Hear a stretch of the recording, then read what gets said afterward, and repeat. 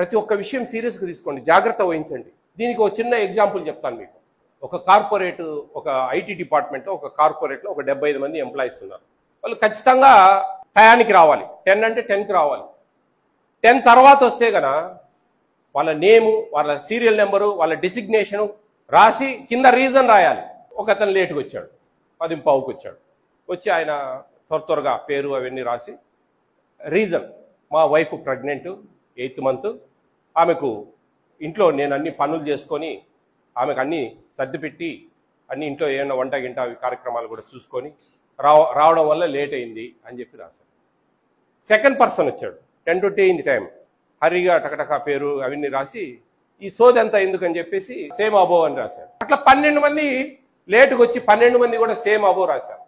అది నిర్లక్ష్యం, అది చూసుకోకపోవడం, తొందరతనం. ఎట్లా సేమ్ అబో అవుతుంది? 12 మందికి ప్రెగ్నెంట్ ఉంటారు వైఫ్ కదా. దీంట్లో ఒక చిన్న ట్విస్ట్ ఉంది. ఈ 12 మందిలో 4 లేడీ ఎంప్లాయీస్.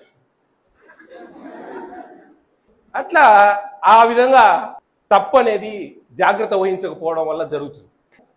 మీకు ఒక క్వశ్చన్ వస్తుంది ఎగ్జామ్, ఆ క్వశ్చన్ బాగా చదివి అర్థం చేసుకొని దానికి ఏ ఆన్సర్ అయితే కరెక్ట్ ఉంటుంది అని రాయాలి.